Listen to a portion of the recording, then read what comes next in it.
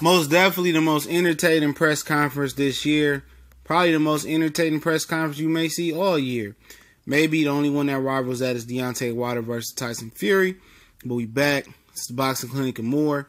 We talking about Billy Joe Saunders and Demetrius Andrade.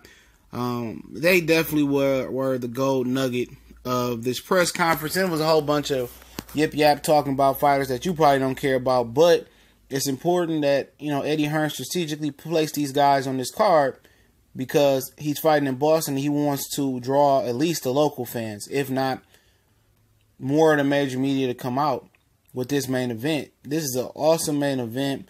As far as the card, honestly, I don't have no pull in the card. I love to see Katie Taylor fight. I don't care about the Tevin Farmer thing, you know what I'm saying? Tevin Farmer thinks this dude is pound for pound #1 in the sport. He thinks everybody know his name.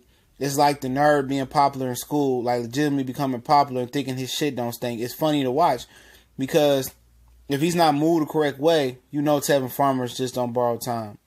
Albert Machado will smash him. Tank will smash him. Miguel Burchett will smash him. You know what I'm saying? Ito, the dude from Asia, probably would smash him. I haven't got the chance to see him fight. It's a few featherweights, super featherweights, some featherweights that will smash him. I picked Gary Russell to smash him. All right? But, Abner Mares might smash Tevin Farmer. That's an interesting debate right there. But they didn't say much. They were thanking the hometown team of Boston. They got a Marine, a firefighter, and Danny O'Connor, who's supposed to face Jose Ramirez, is on the card. So they definitely playing to the local fans and had the locals come out. Boston is a major city. Even though that city has a lot of ups and downs, which I won't talk about none in this video, because I don't want to overshadow the fact that this was an excellent back and forth press conference.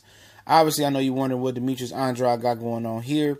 Like he stole or took somebody's tissue and tried to look like the British. He kept saying the Red Jackets are coming. So he's trying to play this UK versus America role. And he looks silly. One thing that I did notice is fucking Demetrius Andrade is fucking humongous. He's way taller and way bigger than Billy Joe Saunders. You know what I'm saying? Demetrius Andrade looked like he legit like 6'3", and legit can probably compete at light heavyweight. That's what I'm not saying that he could, but his frame looks that way. And the only guy in this division that rivals his size as far as height and more stature as far as just overall beef is Jamal Charlo. You know what I'm saying? Danny Jacobs is a nice size. We saw versus Lucky, Danny Jacobs was looking up at that man. I think legit size, the two physical freaks of this division is Andrade and Jamal Charlo. And I think that's the last thing people miss. When I seen them go up there and do the face-off and stand next to each other and they stood up, I said, fucking wow, Demetrius Andrade is legitimately longer, bigger than Billy Joe Saunders. This is going to be a very, very good fight. And like I said, I'll link the press conference in the description so you guys can see it. They was going back and forth, and Billy Joe Saunders did stump Demetrius Andrade. He said, who's the best fighter that you fought before? Since Demetrius Andrade kept saying Billy Joe Saunders didn't fight nobody. And Andrade paused for like 30 seconds, it felt like. He said, Vanis Monterosian. He said, Billy Joe said, didn't he have 3 or 4 losses? He said he was undefeated at the time. He said, okay.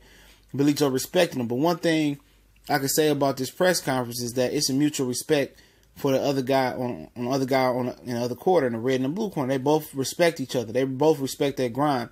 They both think they're two of the most avoided middleweights in the world. And is that true? I don't believe that to be true. I don't think anybody is avoiding Billy Joe Saunders. I think Jamal Charlo would have welcomed fight Billy Joe Saunders. I think a lot of guys would have fought Demetrius Andrade.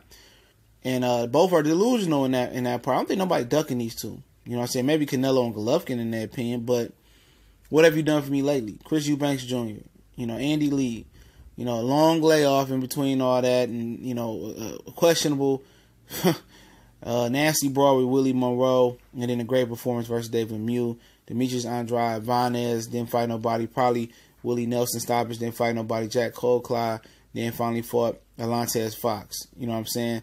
They haven't really enticed or attracted the top competition or top opposition to fight them.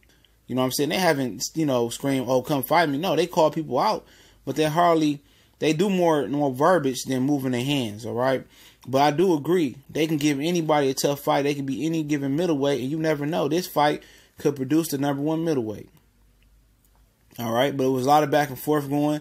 I think as a mutual respect, it was tasteful. And Billy Joe Saunders, told a girl she hid in the crowd and pointed her out, and he was a showman. And one thing about Billy Joe Saunders, he's the mouthpiece in the division.